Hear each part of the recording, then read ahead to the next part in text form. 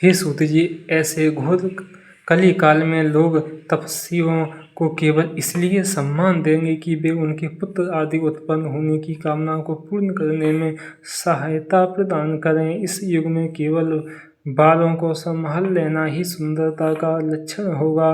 अपने पेट को भर लेना ही सबसे श्रेष्ठ कार्य समझा जाएगा। भला आप ही बताइए कि ऐसे घोर घोर समय में कलियुगी वासी जीव किस प्रकार मुक्ति प्राप्त कर सकेंगे। वे अपने पापों तथा सहस्त्रों दुष्कर्मों को भस्म कर सत्य पथ को अपनाने में किस प्रकार समर्थ हो सकेंगे। आप सब प्रकार की चिंताओं को दूर करके प्रसन्नता प्रदान करने वाले हम लोग इसी चिंता में डूबे हुए हैं कि तब तक हमें आपके दर्शन का सौभाग्य प्राप्त हो गया।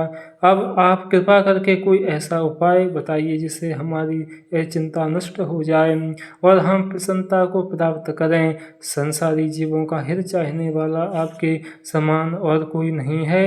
आपने भगवान वेद व्यास जी की अत्यंत सेवा की है और अनेक पापियों को पाप रूपी समुद्र से पार उतारा है। भगवान कृष्ण देवयान ने अत्यंत कृपा करके आपको संपूर्ण प्राण पड़ा है, अतः आप हम पर भी अवश्य कृपा करें। सौनक ऋषि के मुख से निकले हुए इन शब्दों को सुनकर सूत जी अत्यंत प्रसन्न हुए। तदुपरांत अपने नेत्रों से प्रेमाश्रुओं की वर्षा करते हुए इस प्रकार बोले, हे सौनक जी तथा अन्य ऋषि महान भावों, आप लोग परम ज्ञानी एवं संपूर्ण संसार का हित चाहने वाले हैं। यद्यपि संसारी लोगों की वह बुद्धि नष्ट हो गई है जिससे सबके मंगल का ध्यान रहता है, परंतु आप सब लोग उसके अपवाद स्वरूप हैं, क्योंकि आपने अन्य लोगों के उपकार के लिए ही मुझसे यह प्रसन्न किया है। अतः मैं आपकी इस प्रीति से वशीभूत होकर भगवान सदाशिव की उस परम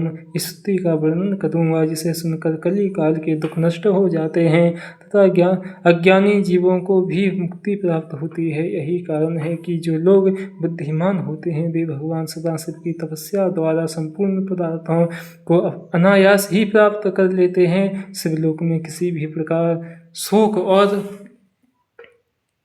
दुख कभी भी नहीं व्यापता। जो लोग शिव जी को नमन करते हैं वे बहुत संतान प्राप्त करते हैं। अतः हे ऋषियों, उचित यही है कि इस संसार को दुख रूप समझकर शिव जी के चरणों में ही प्रीति लगाई जाए। हे सौनक, शिव जी की स्तुति करने में वेद भी असमर्थ हैं, अतः शिव जी का क्षण भर के लिए भी ध्यान करना नहीं भूलना चाहिए। सूत जी के मुख से यह वचन सुनकर सौनक ऋषि अपने दोनों हाथ जोड़कर उनके सन्मुख बैठ गए। तदुपरांत सब ऋषियों ने परस्पर विचार विनिमय करके सूत जी से यह कहा, हे सूत जी, शिव जी तो निर्गुण कहलाते हैं। उन्होंने सगुण रूप किस प्रकार धारण किया, उन्होंने संसार को किस प्रकार उत्पन्न किया तथा स्वयं किस प्रकार उत्पन्न हुए, वे प्रलय काल में संसार को नष्ट करके स्वयं किस प्रकार स्थित रहते हैं, वे किस कार्य से प्रसन्न होते हैं और प्रसन्न होकर क्या वरदान देते हैं।